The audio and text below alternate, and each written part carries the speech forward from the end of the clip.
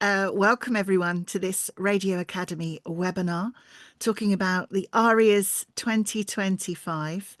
My name's Georgie Jameson. I'm the moderator and host of the webinar. I am the Radio Academy producer and host of their podcast, as well as a broadcaster and writer.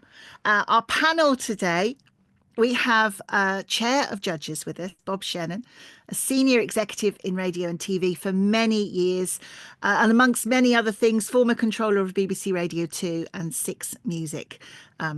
Just a couple of highlights of Bob's incredible career. We have Adam Uytman, chair of the awards committee. He's a trustee of the Radio Academy and director of client relations and business development at Real World. And Aradhna Tayal Leach, our MD at the Radio Academy, a great supporter of women in broadcasting, of diversity, of tech as well. And they are our today. We're going to talk a little bit about the ARIAS, some of the new things that have happened, the new categories, the judging process. We're going to talk about the guidelines, entry requirements. There will be a chance towards the end for you to put your questions. There is a Q&A button for you to find. Pop your questions in there. We'll do them at the end. But if you want to ask a specific member of the panel something, then put their name at the start of that question so we know who to direct that question to. And you can add your questions as we go through the webinar. Let's start with you, Aradhna, MD of the Radio Academy, Aradhna Tayal Leach.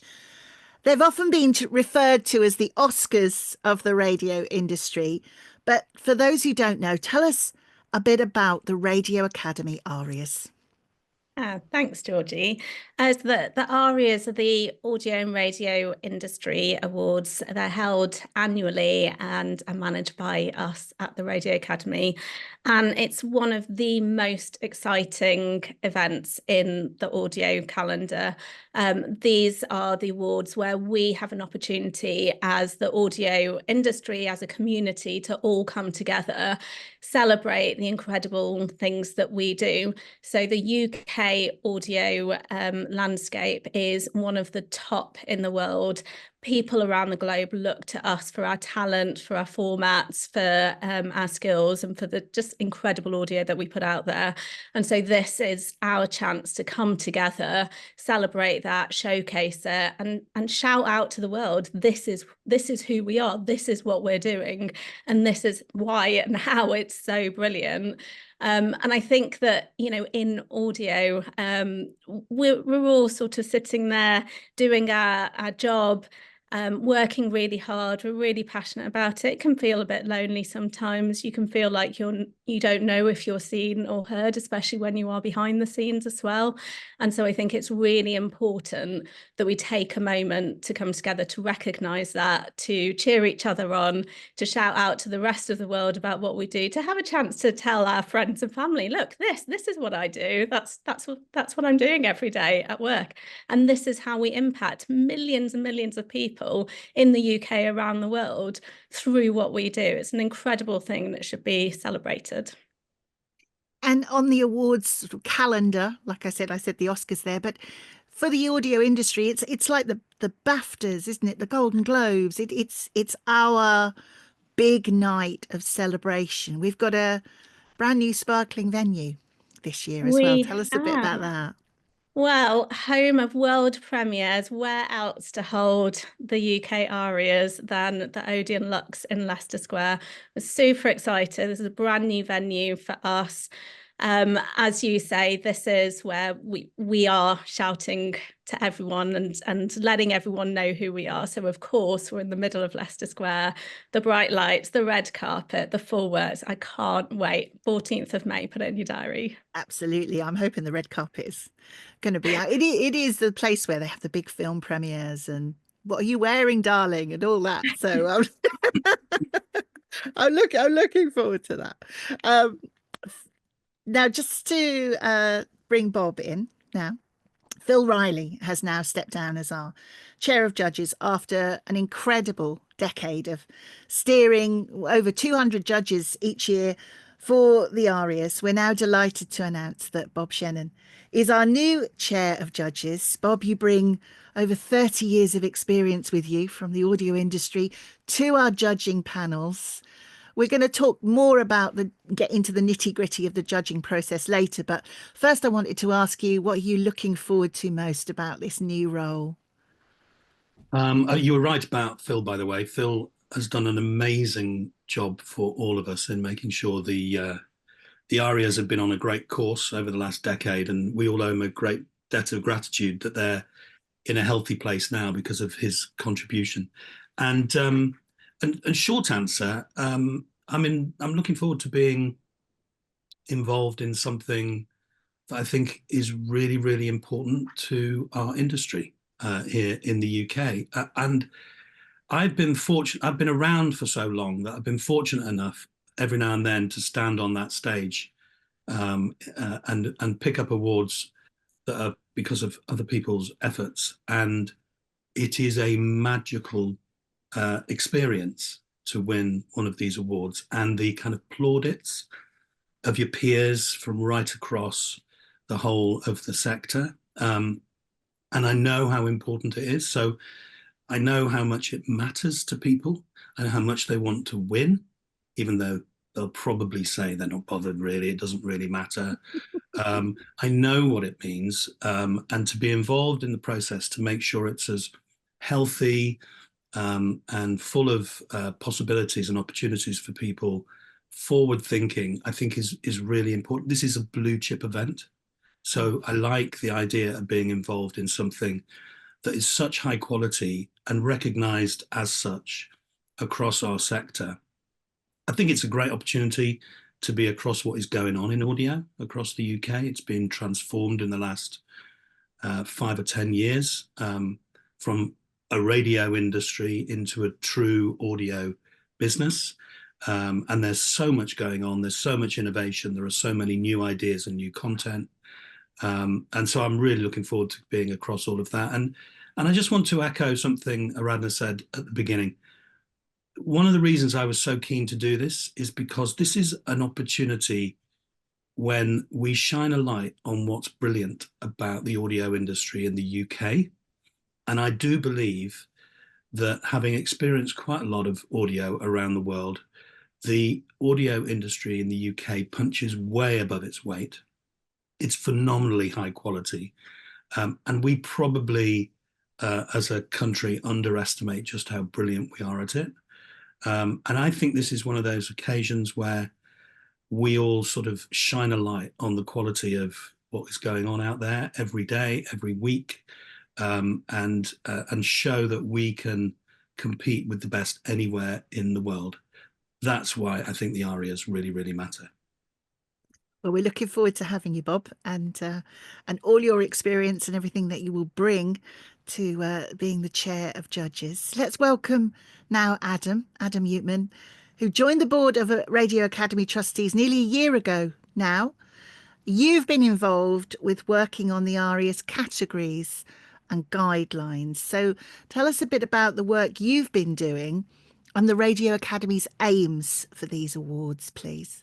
Yeah, thank you, Georgie. It's been a really enjoyable process. I mean, basically over the last 6 months or so, I've been working with Aradhna and the wider Radio Academy team, the trustees, and the industry as a whole in consultation to refresh these awards for 2025. There's been so much change over the last 5-10 years across the audio industry as a whole. It continues to change and evolve. That we're really keen to ensure that the ARIAs constantly reflect and accurately reflect the vibrant and diverse industry of today. So that means they are as broad as they possibly can be, that they represent all forms of audio content, whether that be radio, podcasts, audiobooks, and everything else that comes under the very broad banner of audio. But also continues to reflect the importance of radio, which remains firmly at the center of the audio world. Based on feedback, just to use some examples of the stuff that we've done, based on feedback, it was felt that there were too many categories, leading to potentially too many options for entries. a very long awards show, as amazing as it always has been. So one of our aims was to reduce the number of awards overall. The end result is that we've done a complete refresh of the categories. There are now 21 instead of 27. So we have some new categories. Some are the same. Some have gone to make way for others. Some are combinations of previous categories. Some are just updated and refreshed for 2025. We've also been making great efforts to simplify the entry process to make it easier for entrants. So less rules, less restrictions. So we're not asking too much of people when their ultimate aim is to submit the thing that best represents what they've been making over the last year. Placing more emphasis on the importance of the story as well that accompanies the audio entry. And ultimately, where possible, we want you to enter what you think best demonstrates what you've achieved, and then use the story to explain the impact that it had. Aradhna, if you will expand a little bit on that, because I think it's important to mention that the ARIAS is the only awards that celebrates radio. There are many podcast type awards, but we're the only ones that bring radio into the mix. Yeah, I think it's really important to, as Adam said, to when we're shining a light on UK audio to showcase the breadth and the diversity of what's involved. And radio is a really, really important part of our wider audio industry. And we all know and recognise that there are different skills involved in, for example, producing a live radio show, maybe a live news radio show compared to a pre-produced podcast. We also know there's differences between producing a daily podcast versus something that's more crafted. So there's lots of synergies and crossovers, but there are also some really distinct and special, very unique skill sets. So we, for example, within our categories, something that we've tried very hard to do is as Adam said, have fewer rules and regulations and simplify the process, make it a little bit less complicated. And also sort of open up the categories. So people looking at the categories and looking to enter will notice that most of the categories are open to all different audio formats, including radio, podcasts, audiobooks, and more. There are a few categories where we specifically mention live radio, for example, the really important breakfast shows. So what we've tried to do is be very, very mindful of and sensitive to, okay, what are the different skill sets and what are the different qualities that make an award-winning radio show or an award-winning drama production or an award-winning station. So those are the kinds of things that we've been looking at, whilst, as I say, broadening out the categories to recognise that categories that perhaps 10 years ago were very much only the realm of radio are so much more than that now. So we don't want to segregate and say, let's have podcast corner over there and, you know, audiobook corner over there, where genres are meeting, where formats are merging, where we're getting more and more creative and innovative. Let's recognise that in the awards as well. And let's, as Adam said, put, go to the experts, to the producers and say, well, you tell us where you fit and you show us the best of what you're creating and tell us why it's the best. Can I just add to that? Just to yes, please do. Use an example of the balance between reflecting the continued importance of radio whilst also looking at the broader world of audio. The UK radio station or radio network of the year is very clearly still one of our key important big awards to be fought for. But we've also introduced a new award, which is UK Audio Brand of the Year. And that is about recognizing and reflecting, the wider world of audio brands that have perhaps dominated the industry in a big way in the last year. And that might be the podcast network or an audio production company or even an audience-facing mobile app that so many of our traditional radio networks have launched. These are just examples of what might get entered into that. But radio, hugely important, but also we want to make sure that we're having big awards around other spaces in audio as well. You mentioned the guidelines. Adam mentioned the guidelines. Aradhna, you've touched on this a bit, but they're simplified now. Tell me a bit about the thinking behind that, because we've got less categories and a simpler guideline structure. Yeah, again, it just comes back to us saying, well, as we creators are breaking boundaries and breaking, the old rules to make new, creative, innovative formats that transcend traditional, what is this? Is this a local radio show? Is this a community podcast? What is this? Well, it's just audio. Do we need to define it in those ways? I'm a big fan of that. I believe that it makes us better, more creative. And so our awards should reflect that as well. So rather than us having what can feel like quite complicated rules and try and pigeonhole people into specific areas, let's put it back to those, to our community to decide, how do you describe yourself? Where do you see yourself fitting? So that's kind of the thinking around, having fewer restrictions, and hopefully the guidelines will help with your narrative and with you putting together your entry and your audio and how you tell us in your story, how you came to create this audio. We want to give you the some guidance, but we want to hear from you in terms of what you think about where this fits and why.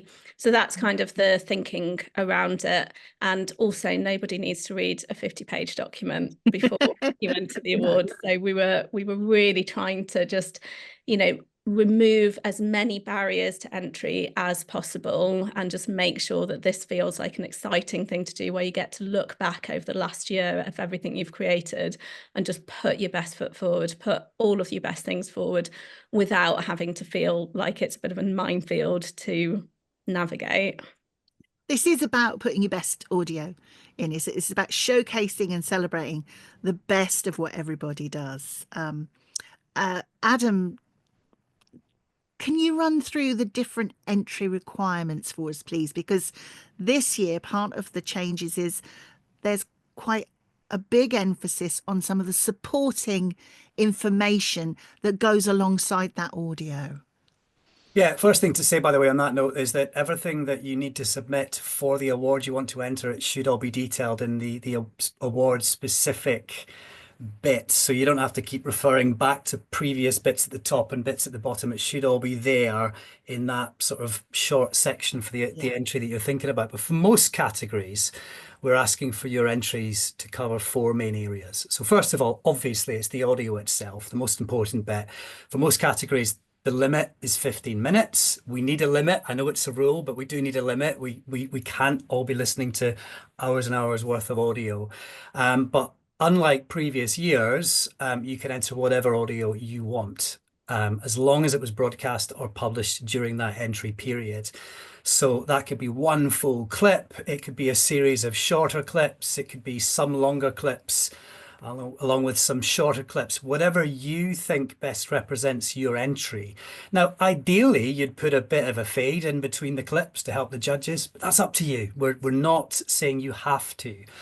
In previous years, there've certainly been more rules. For example, there was a requirement to telescope all music tracks, but we received some feedback from some entrants who wanted to include some music clips in their entry because the music was integral to what they were doing. Great. If it's important, keep it in.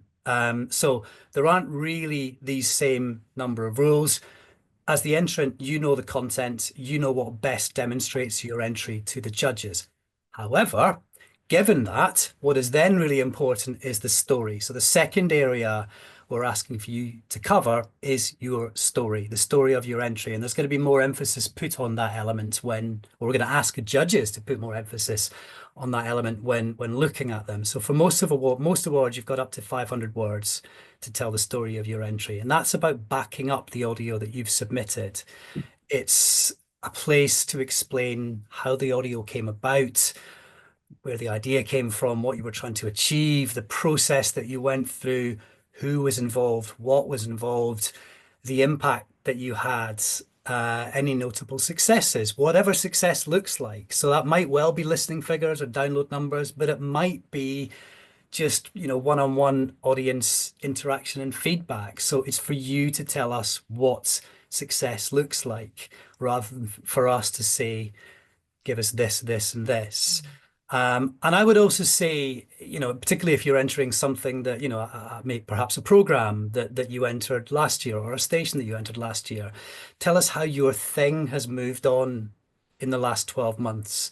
So compared to last year, why should your thing win this year? What's been special about the last 12 months that means it's notched up a level and it's you know, seemingly better than everything else that's competing for these awards? So that's the second bit, is the story. So important. But also important is the third thing, which is context. So we're asking for a short paragraph that puts the audio you've submitted fully into context. So you can use this to fill in any gaps. I've judged plenty of awards over the years, and there's nothing more frustrating when you just kind of know deep down that the audio is brilliant, but you're not really sure why, because you weren't there and you're not in the producer's mind, and you didn't hear episode 1 through to episode 10 of the thing. So explain that. You got to presume that the judges don't know anything about the content that you've submitted. Help them by putting the audio into context, whatever that means. And that's the other thing, just to re-emphasize, whatever that means to you. That's a space for you to tell the judges what they need to know. And obviously, in the context section, it might just be that if your audio is a series of unedited clips, that you need to put in a clear track listing and include that in there. So that's context. And then the fourth area is supporting content. So this is an opportunity, and to be fair, as there always has been in previous years, for you to include any additional content that you think supports your entry, demonstrates the impact that it had, perhaps outside of the content itself. So that might be links, photos, screenshots of things like social media activity, listener feedback, interaction, press coverage, literally anything else that you think the judges should see that will emphasize the impact and the power and the brilliance of that thing that you've submitted. Adam, thank you. That's brilliant. You mentioned the qualifying or period there. That is the full calendar year of 2024. So anything that was broadcast or published 1st of January to 31st of December 2024. You can find all the details about the ARIAS, and I will give you this again towards the end, but it's radioacademy.org/ARIAS. There is a downloadable PDF there as well, which has got, as Adam said, that information for each of the categories, as well as all the how you enter and when you can enter and all the key dates and so forth. We'll run through that again towards the end. Don't forget your questions. They are starting to come in. There is a Q&A button. Press that, pop your question in there, and we will be doing Q&A with the panel towards the end. So yeah, get those in nice and early, and we can, and if they're for a specific person, just put the name of the person you'd like me to put that question to. So start getting your questions in. Some have started to come in, but press that Q&A button and get any questions in for us. Bob, I want to come back to you. We're going to talk about the judging process now. You're the head of the judges. What will the judges be looking for in an entry? You're on mute, my lovely. Sorry, I think Adam has said pretty much everything about what we're going to be looking for. Like him, I've been on a judging panel for these awards and their predecessors many times, and it's amazing how pedestrian the audio is. And when you're listening to 20-25 entries and you've switched off after the first 2.5 minutes, there's not much point in going a great deal further. You do, because you have to. But I think it's just so important in 15 minutes to convey all of the things you want to say about your program, all of your skills, your craft, your emotion, what stories you want to tell us. And as clearly is the case now, there's much more to it than just submitting the audio content, which Adam has outlined. But as a judge, you want to be captivated. You want to be, really grabbed by the ears by what you're listening to. And it doesn't matter really what it is or what it's about or who it's from. Some people are just brilliant at conveying the spirit, the heart of what it is that their program or their station or their content is there to do. And I think I'm always looking for what that spirit, what that heart says about them. And as I say, a lot of the time it's really easy to sift out half of the entries because they can be quite pedestrian at times. And I think the way you think about the way you compile your 15 minutes is really crucial, and the rest flows from it. Would you say put your best stuff first to, grab people? Or But there are people who are much better at organizing these tape montages than I. But I think you really need to grab people's attention quite early on, not in a kind of flashy, ostentatious way for the sake of it, but you need more than in 15 minutes. You need to grab people's attention and make them wish it had carried on after 15 minutes. And if it gets to 6 minutes and they're looking at their watch, you've got a problem. Yeah, absolutely. The funny thing about 15 minutes is in some cases it can feel like forever and you'll never fill it all. And in other cases, you think, how am I going to cram everything I want to say into 15 minutes? And leaving them wanting more is always a good thing, isn't it? I think so. But I think it's really important that what Adam says about the approach to the compilation of the 15 minutes is radically different this year from previous years, which was much more restrictive and some would say clunky in the way that we asked people to present their content. And there's a counter danger to that people actually recreate new 15-minute programs out of their amazing array of content on their radio station. It'll be up to the judges to distinguish between those two things. But I think this does give program makers more flexibility to show their best stuff. Yeah, can I just add to that as well? Yes, of course. And I know Adam wants to come in. He's put his little hand up, but that's fine. I'll bring you both in. Yeah. What would you like to add? Specifically on what Bob just said, I think that's a really good point. So it's something we do get asked quite a lot.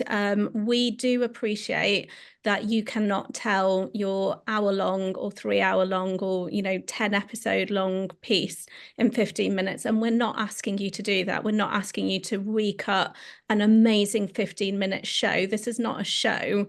This is 15 minutes to give us a representative example of what made those 10 episodes or 1 hour long piece or however long it was brilliant. And that's why you've got that context space, which is your track list. So when you're putting together track list, if you have edited it down and put specific clips in rather than just giving us 15 minutes, and either is fine, you choose what you think best puts across what you've achieved. If you're going to put a track list, don't just put a title, give us a bit of context, tell us why you've chosen this bit and what it brings to it, just so that we understand. And don't worry, the judges don't think that this 15 minutes was your whole show. We know it wasn't. We do know that. And we are listening to it, thinking, oh, okay, this is reflective of what you were doing. This shows some of the toughest bits and it gives a feel of it. So that's just what I wanted to say about that. Don't spend hours and hours and days and days and days of your own time trying to re-edit a new 15-minute show. That's not what we're asking for. No. Adam, can I just say thank you? Lots of lovely questions coming in. Keep them coming in on that Q&A button. But we've got lots coming in now, but we always want more. So don't forget to put your questions in. But Adam, I know you wanted to add something to this about what the judges are looking for. Yes, I completely agree with everything that's just been said. To add, 15 minutes in some cases is a maximum. So don't feel the need. If you can tell your story and through audio in 5 minutes, do it in 5 minutes. To emphasize my point, that's all I'm going to say. Yeah, no, that's a very good point. You don't have to fill that full 15 minutes. It is a maximum. If you can get it across more succinctly, the judges will thank you for that. I'm sure. Let's dive a little bit deeper into that judging process then, Aradhna. Tell us a bit about that process, each category, the panels, how does it all happen? Yeah, sure. So we are very honoured to have a huge number of judges who are senior professionals across the industry to take part and give their time as volunteers to judge the awards. So firstly, thank you, huge thank you to everyone who has given the time for this over the past years, and thank you in advance to those who are going to do it again. Just to say that we are accepting expressions of interest to judge. It's not a guarantee. We will be looking at putting together panels to make sure that we have a diverse range of experience and background in each panel, but do head over to the website if you would like to express interest in judging. So every single one of our categories has its own judging panel. Those are very strictly confidential. And the judging panels will be between 6 to 12 people, depending on the size of the category. Where the ones with 12 people, it's just so that we can split them up. We sometimes get 80, 90 entries per category. So it's just kind of making that a little bit more manageable and still being able to put forward quite a robust, comprehensive scoring process. So once entries close, those judging panels start listening. Ahead of that, Bob, as chair of judges, runs a session with all head judges. So every single panel has a head judge who's someone with very significant experience of the order of over 15 years working in audio. There will be a briefing panel with all of the head judges, and then each head judge also has a briefing panel with their a briefing session with their panel of judges. Something we're really keen on is that all judges have a look at our guidelines to make sure that there is fair and equitable judging. So we worked with an independent EDI consultant to put together just some guidance and some videos, things to look out for around the topics of privilege, meritocracy, microaggressions and other things, to make sure that not only is the process of judging our panels really safe and open, but the judging itself is fair and equitable. Over the judging period, judges will individually be listening to and reading all the supporting material, each entry, and scoring against criteria that is relevant to that category. So that might include things like scores against content, creativity, impact, production, growth, engagement, business success. So there's a list of criteria that are relevant to each category, and that's what they score against. At the end of the scoring process, again, the panels come together for a discussion. So it's not done on scores alone.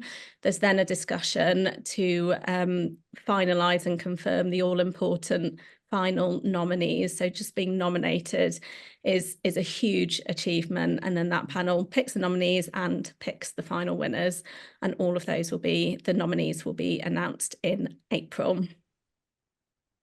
Brilliant. Thank you for that, Aradhna. And if you want to see those videos that Aradhna was talking about there, where we've worked with an independent company for those EDI videos, they are all on our website, radioacademy.org, and you'll find those on the ARIAS pages, so you can have a look at how we deal with bias, like you say, microaggressions and so forth, and advise our judges. Thank you for all your questions. Keep them coming in. We'll be coming to those very shortly. So if you do have a question, then the Q&A button is there. And if you want it put to a specific person, just put their name, either Adam, Bob or Aradhna, at the start of the question. I'll know who to direct it to. Bob, tell us a bit about your role. I asked you earlier what you were most looking forward to, but let's get a little bit deeper into what actually is your role as chair of judges. Well, somebody said to me, "Oh, congratulations on being the new chair of judges for the ARIAS. I suppose that means you have to listen to all the entries." And I thought for a moment, I thought, no, surely not. That's not what I've agreed to, is it? That would take you here till Christmas. Yeah. But no, I think look, these guys, I'm new to this in the last 2 weeks. So these guys have done all the hard work with Phil in scoping out the categories and thinking about the whole judging process. But what I think is really valuable about just having somebody working with all the judging panels is to have somebody who Adam and Aradhna can come to if there's a potential conflict of interest or just a particularly tricky editorial call, which they probably can make themselves. But if there's a third party needed, I think it's just to be there as a sort of guiding hand and also to make sure that we deliver this process that you've just been talking about, which is a much more curated and nurturing judging process than it used to be back in the day. Make sure that it's equal and equitable and applied across the board. And so I think that's why the briefings will be really useful for all of the different groups. They're very different groups of people from very different parts of the sector that are coming together. They have very different perspectives. And I think it's important that there's a kind of common approach, if you like, which is the one that the Radio Academy want to apply to judging at the ARIAS. That's it in a nutshell, I think. Brilliant. Lovely. Thank you for that. We're going to come to your Q&A very shortly, but I'm just going to run through some of the information about where you can find everything. So all the information about the categories, how to enter, how the awards are judged is on our website, radioacademy.org/ARIAS. Your key dates that you need to jot down. And again, these are on the website, but if you want to write them down, the early bird pricing ends on Wednesday, 22nd of January at a minute to midnight. So if you want to take advantage of that early bird pricing, then you've got just a week tomorrow to get your entries in. The standard pricing then begins on Thursday, the 23rd of January. But we don't close the entries until Wednesday, the 12th of February, again at a minute to midnight. So you haven't lost the chance to enter. It's just if you want to grab that early bird pricing, you've got a week. But entries completely don't close until the 12th of February. Nominations will be announced in April. That date is TBC, but again, keep an eye on the website. And then the ceremony itself is the 14th of May at the Odeon Lux, Leicester Square. Finally, I'd like to come to, before we go to those Q&A, finally, I'd like to come to each of you on the panel.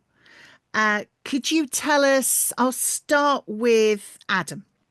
Tell us your top tips and advice for people preparing their entries.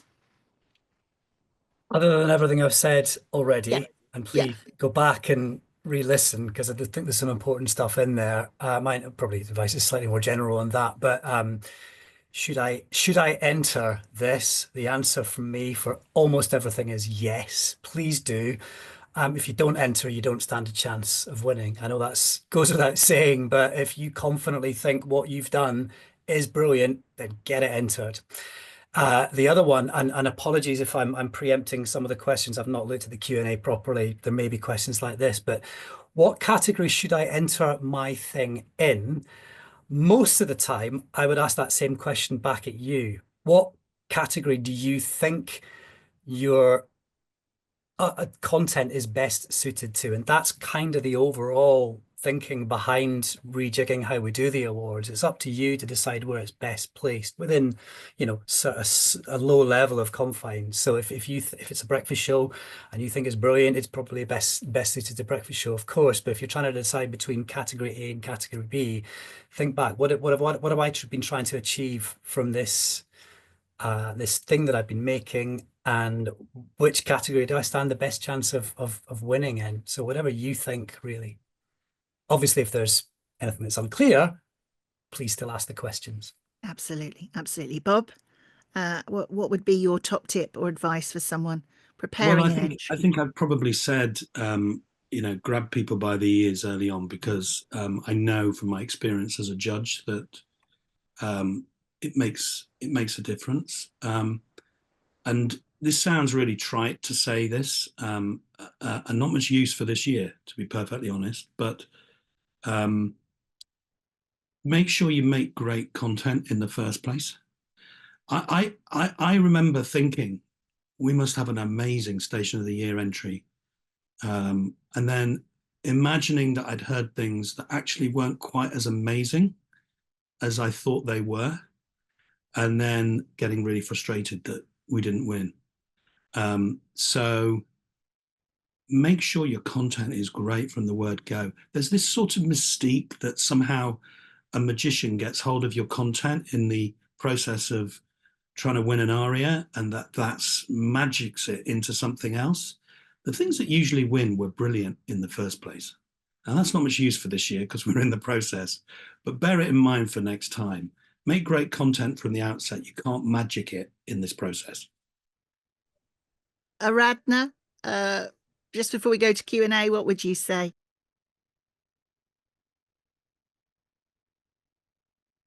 You're on mute. I would like to reiterate that the story is so important. Yes, your audio is really important. Yes, it's the first thing that I click on. But if you don't tell us what your story is, then we don't know. How did this come to being? What was your strategy and how did it meet it or exceed it? You know, maybe it's not all about audience numbers for you. You had a different thing in mind. Maybe you had a specific community that you were reaching. Tell us about that. If you don't tell us, you have to put in that effort into the story to tell us why this is award winning and this deserves to be in the top, you know, 21 entries in the world of audio. It's always been there. I would say people use it to differing degrees. We have really made it an important part of the judging process this year. So please do look at it. We've tried to put as much information as we can in underneath each category to give some relevant tips on what you might like to include. So do read that and please do give us as much information as you can in your entry. I think that's just the one thing. It's been said before, but just to reiterate. Lovely. Oh, Adam. Can I very quickly add to that, sort of linked, if you can, put to one side your preconceived ideas of what it means to be award winning. Don't look at old lists of who won what in the past, because we are trying to do this differently this time around. So something that is really, really focused, diverse, appeals to a very specific type of audience is just as award winning as that really, really big, shiny, popular thing that just gets a huge audience. So if your thing is doing a daily radio show that plays the right music and just gets loads of people through their workday, tell that in your story, because that is as award winning as a beautifully crafted documentary that it was a one-off and will never happen again. So just leave behind what you think to be award winning and tell the story as clearly as you can about why your thing is that award winner for 2025. Lovely, thank you. We've got lots of questions, so we're going to try and get through them all. going to start with the first one. Hello, we broadcast as a regional evening show on the BBC Local Radio Network. Do we submit an entry from the station we're based at, or do we enter as a more generalised BBC local show? I can take that one. So pick which category you think that show is relevant to, and then in the description, do tell us which station you're from. That's part of your story. And I believe there is a space at the top where you say which station or company you're entering from. So I would list which local station it is in there, rather than just putting it generally as BBC Local. Lovely. Question here. Typically, how many entries do we get per or do you get per category and overall? And can I ask each judge where they will probably be listening to entries?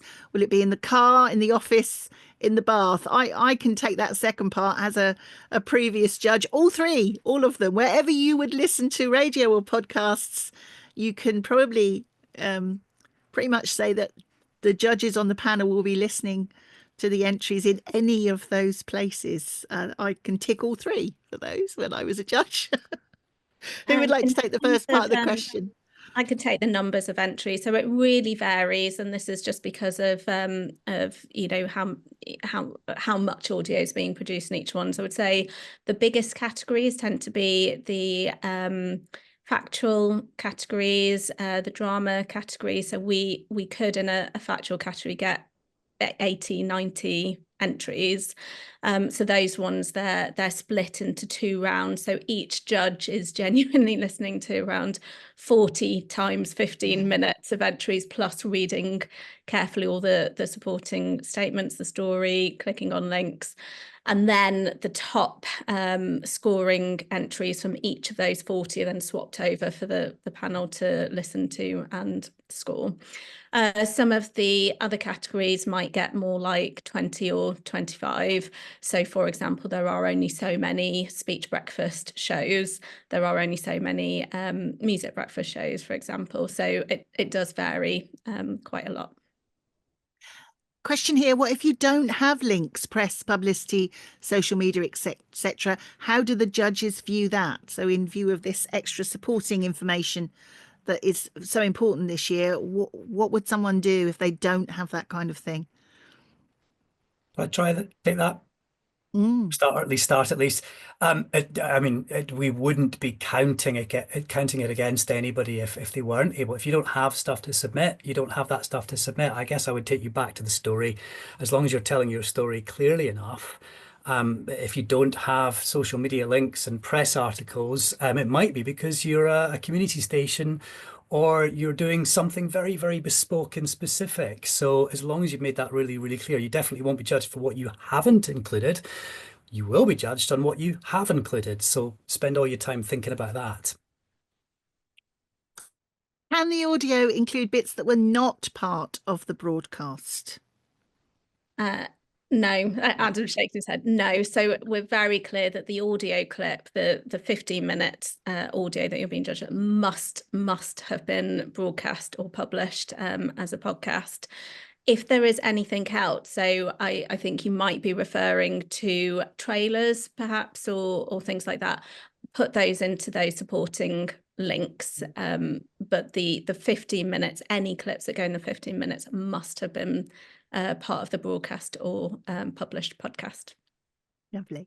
Another question. I noticed that the results of previous years were legitimately awarded to BBC or high-profile regional stations. I want to apply from a smaller community radio station. Is it worth applying? Will you consider community radio contributions? Yeah, I mean, of course it's worth applying. As Adam said, if you think your content is great and you can back your content, you should always apply. And there are so many stories of David and Goliath over the years at the ARIAS that have shown that quality is far more important than the size of the organization. So if you believe your content is strong enough, it will out, no problem. Lovely. Could you clarify whether a podcast would put the entry at a disadvantage if the guidelines for the category states that podcasts are accepted? I know you've touched on the difference between radio and podcasts earlier, and that the ARIAS is the only radio inclusive awards, but I just wanted to see if you had any more thoughts. Thank you. I suppose this is about some of the categories being broader and having both radio and podcasts in them. Yeah, should I have a few comments on this, and then Adam, Bob, you might want to add to this. So simple answer is no, podcasts are not by any means disadvantaged. The categories aren't radio categories. If it is a radio category, then podcasts aren't permitted to enter because we're looking at live broadcast radio. The others, it's about the audio. So again, put forward your best audio, put forward your story. Tell us a bit about the background and the context, and that's how it will be judged. We're looking at content and the production. We're not judging radio versus podcasts. 100%, and that's the really important thing to remember. Unless it says otherwise, any type of audio content is considered eligible and treated in the same way. I know in the past, and just to use an example, there was a Best Audiobook Award. That was one of the ones that we reviewed and decided, actually, in terms of the numbers of very specific entries we get for that category alone, it probably wasn't right. But audiobooks are very, very welcome and encouraged to enter into, for example, the Drama Fiction Award, the Factual Award, and whatever else you think your audiobook, as that example, might be eligible for. So we're trying to, with the exceptions of radio specific, because radio is such an important and integral part of these awards historically, and in the future, everything is eligible.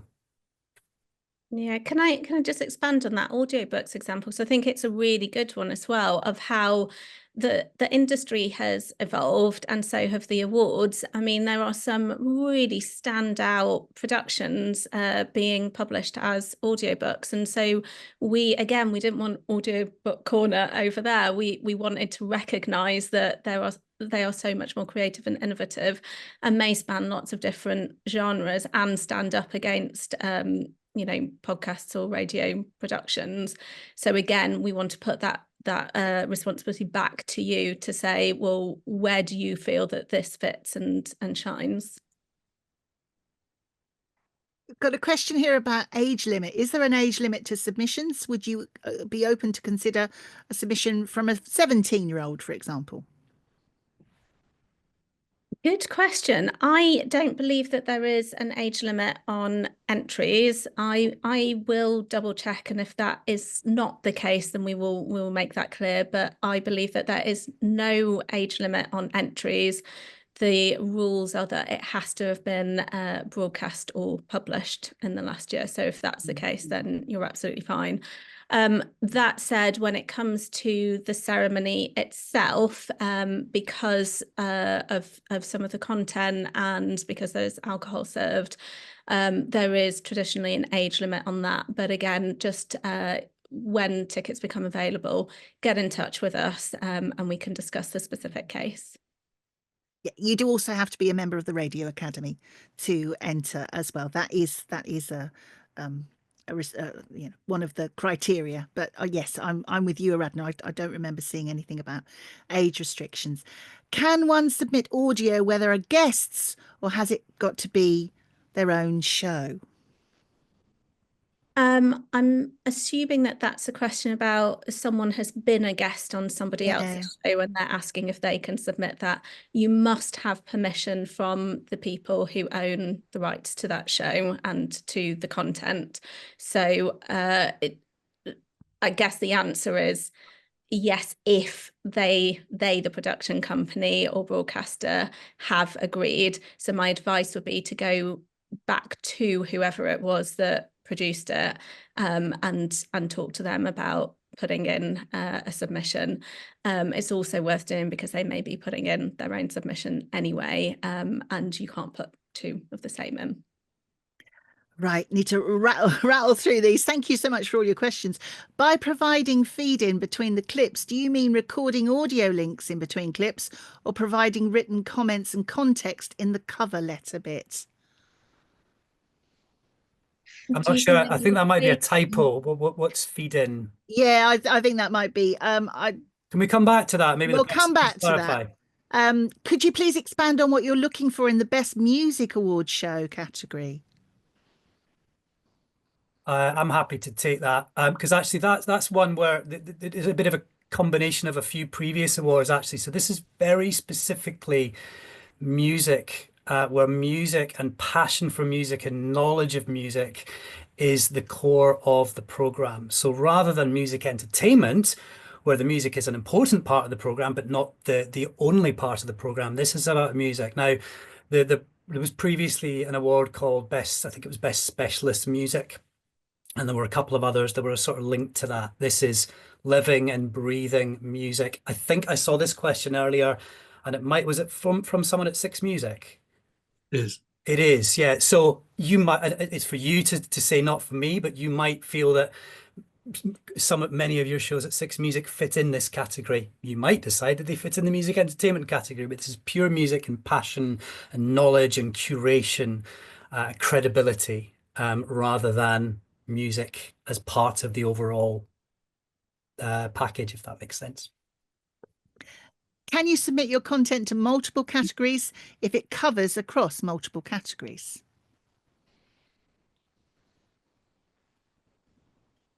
I'm sorry, I was looking at you, Adam. But yeah, sorry. Can you submit to multiple categories? Technically, yes, you can, unless it says you can't. Yeah, hopefully that should be not clear. The same content, is it? You need to do different content for different categories. Yes. Yeah, we want you to create something that is specific for your category. I mean, to be honest, it's going to be a disadvantage to you if you're trying to just make something generic and just put it across a lot of places. So if this belongs in the comedy award and it belongs in the music award, it could do, you've got to be specific, and I would therefore pull out different clips and a different story so that you can explain how it meets the criteria for that category. And just to add to what I meant about unless it says you can't, there are a handful of awards where it's made hopefully clear in the write-up that, for example, radio breakfast shows should not be entered in this category. That being Best Speech Entertainment, they should be instead entered in the Best Breakfast Show category. But unless it's specified, you absolutely can. I would advise against using the same audio, because if you're using the same audio, let's be honest, you're unlikely to win. Do you have any advice for those who aren't as confident in their writing skills? Maybe they're dyslexic and in previous years have wanted to let the audio do the talking. Do you offer any support?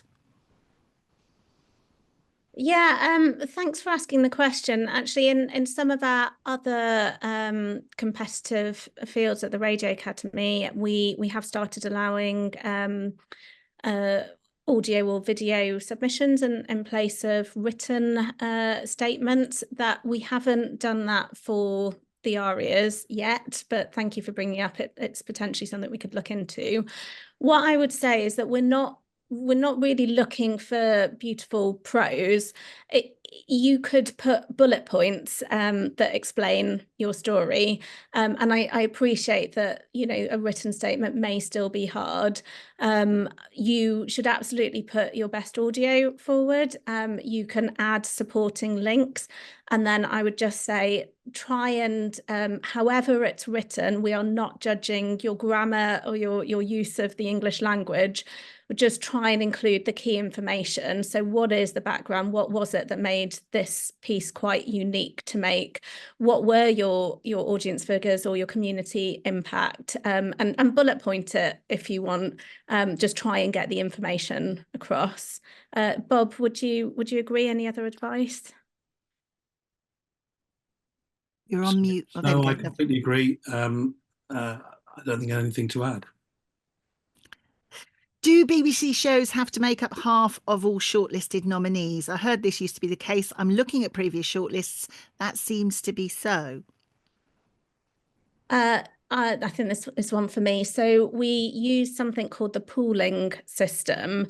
It's not about BBC shows having to make up half the shows. What we're trying to do is limit the number of shows from BBC versus commercial versus other independent areas.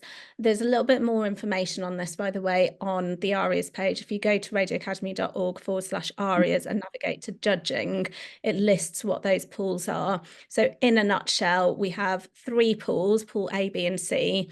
What A is for content made by or commissioned by the BBC. Pool B is for content made by or commissioned for commercial and other radio.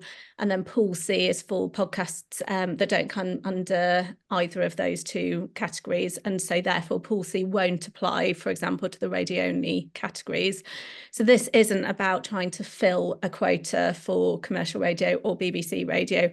This is a recognition that in many cases, those different areas, it's like comparing apples and pears, and we want to, at least at nomination stage, make sure that we're limiting and you're not kind of getting one type of audio dominating, so that we can showcase the breadth of the diversity of the audio that we're getting. So Lovely. I I'm aware that explains it. Have a look at the judging page. Yeah. Yes, it's all on there. radioacademy.org/ARIAS. I'm aware we have gone just slightly over time, but we've only got 2 more questions, so we can rattle through those. Some programs and entries have much more resources, e.g., they're a larger production team than others. Will that be taken into consideration if mentioned in the story, in that supporting information? I'll take that, and that is the very one of the many purposes of the story. The story is your ability to say that. So if you think that's one of the things that should be taken into account, you've made this amazing thing of this incredibly high standard, but you did it on 2 people or 1 person, say that, and it absolutely will be taken into consideration by the judges, who are also considering things that have perhaps larger production teams.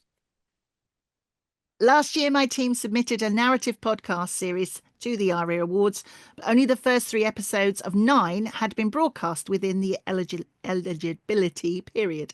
We weren't shortlisted. Now that all 9 episodes have been released, should we resubmit this year with a richer clip showcasing the complete series, or is it inadvisable to resubmit if the project has already been entered based on earlier episodes? That's quite specific. I would say from an eligibility look, yes, it is eligible. You can only submit audio from the pieces that were broadcast this year. So I guess the other 6 episodes that haven't aired. If you feel that you can tell your story only using those 6 episodes, and that you feel that this is something that you want to enter again, then absolutely go for it. That it is eligible. Fabulous. Georgie, I might go back to that because somebody sent me a message. Thanks to Nick in Tunbridge Wells for that. He thinks that the person might have meant to write by providing fade-in between. And I should have understood that in the first place. No, I think you're right. I think that's Wasn't paying attention. So no, you're right. Fade-ins you may let your clip come to an end. It fades down, and you put a gap of silence, and then the next clip fades up and continues. That for judges may make it easier for them to differentiate between individual clips, and we would invite you to do that, but also whatever works for your entry. But also just the second half of that question, no, do not add in audio links if they weren't included in the original broadcast. So you can put in a bit of silence, that's allowed, but no additional links. And then, as you've asked in the question, you can include your track list in that track list context section. And I would put your time code in. So say, from 000 to 0152, this was a clip, this is the episode it came from, this is what the story it's telling, and then list all of the next ones, and I find those time codes really helpful. Brilliant. That's all the questions. Thank you so much. One last very quick one that came in from Mary. Was there another one? Do we need to be a member of the Academy as a company in order to enter? We're a small indie and we're registered as individuals but not as the company. Aradhna. Yeah, that's absolutely fine. But please remember, we are a charity.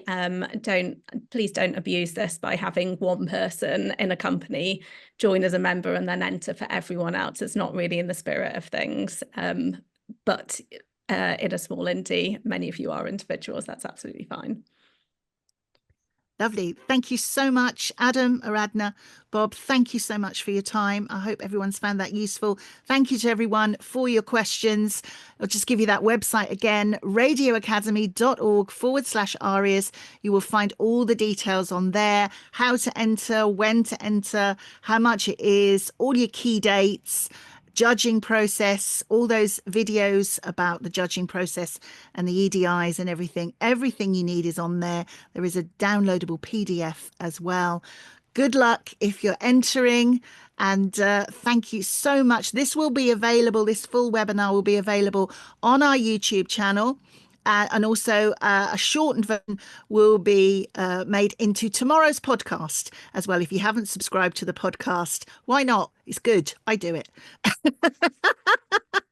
Subscribe to the Radio Academy podcast, and then you will get more information, all that information tomorrow as well. Thank you so much, everybody, and good luck entering the ARIAS. Thanks, everyone. Good luck.